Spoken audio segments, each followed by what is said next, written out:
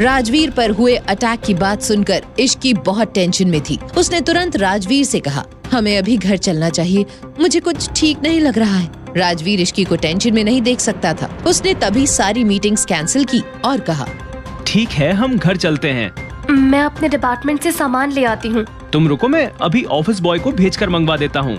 राजवीर ने office boy से कहा कि वो इश्की का सारा सामान उसके कैबिन में ले आए। और जब वो ऑफिस बॉय इश्की का सामान ला रहा था तो प्रिया ने ये देख लिया और ये देखकर उसे अब इश्की से और ज्यादा जलन होने लगी। वो गुस्से में खुद से बोली, हिम्मत देखो, मैं इसकी बॉस हूँ और मुझसे पूछना तो दूर, मुझे बताना भी इसने जरूरी नहीं समझा कि ये घर जा रही है। आखिर कुछ तो काला है इसमें जो इसने इतना बड़ा हाथ मारा है। सीधा राजवीर सिंघानिया को ही पटा लिया। बहुत ऊंची उड़ान भरी है तुमने इश्की, लेकिन अगर मैंने भी तुम्हारे परों को कुतर कर तुम्हें जमीन पर नहीं फेंक दिया तो मेरा नाम भी प्रिया नहीं।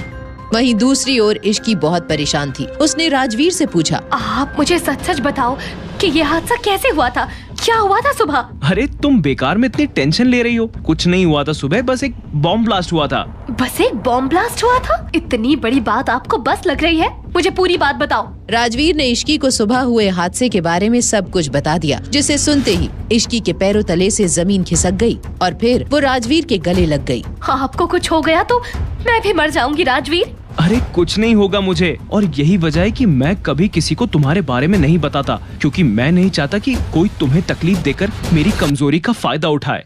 मैं आपकी कमजोरी नहीं, ताकत बनना चाहती हूँ राजवीर। वादा कीजिए कि आप मुझे कभी नहीं छोड़ेंगे। अरे तुम्हें क्या हो गया है इश्की? सब ठीक है, चलो घर चलते हैं। राजवीर और इश्की घर पहुंच गए। पूरा घर दुल्हन की तरह सज चुका था, क्योंकि कल रूही और समर की शादी की रिसेप्शन थी। रूही अपने बेड पर बैठकर अपने लिए ड्रेस सिलेक्ट कर रही थी कि तभी रूम में समर आया। वो दादी ने कहा कि मैं इसी रूम में रहूं।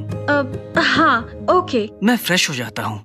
समर के साथ रूही की शादी राजवीर ने अचानक करवा दी थी। समर और रूही भले ही एक दूसरे के साथ शादी के बंधन में बंध गए थे, लेकिन इस रिश्ते के लिए उन्हें अभी काफी समय चाहिए था कि तभी समर बाथरूम से बाहर आया। उसके भीगे बाल और फिट बॉडी देखते ही रूही उसे बस देखती ही रह गई कि तभी समर ने कहा, अब रूही, अब आपने देख लिया हो तो मैं शर्ट पहन लूं? रूही समर की ये बात सुनकर थोड़ी एम्बैरेस हो गई और समर भी हंसने लगा। वहीं दूसरी ओर इश्की चेंज करके सीधा मिशा के रूम में चली गई। मिशा, मुझे तुझसे कुछ बात करनी है। हाँ, बोलना। इश्की ने मिशा को प्रिया के साथ हुए अपने झगड़े के बारे में सब कुछ बता दिया। ये क्या किया तूने? भैया को बताया? नहीं, मैंने तुझसे पहले ही कहा था कि इस प्रिया को मैं खुद ही ठीक कर दूंगी। राजवीर पहले से ही बहुत बिजी है, मैं उन्हें और परेशान नहीं कर सकती हूँ। मुझे बस ये समझ नहीं आ रहा है कि प्रिया को मेरे और राजवीर के रिलेशनशिप से क्या प्रॉब्लम है। तुझे अब तक समझ नहीं आया इश्की? अरे प्रिया भी राजवीर भैया से प्यार करती है, इसलिए उसे तुझसे जलन है और वो चाहती है कि तू राजवीर भैया के करीब न जाए। अब समझी?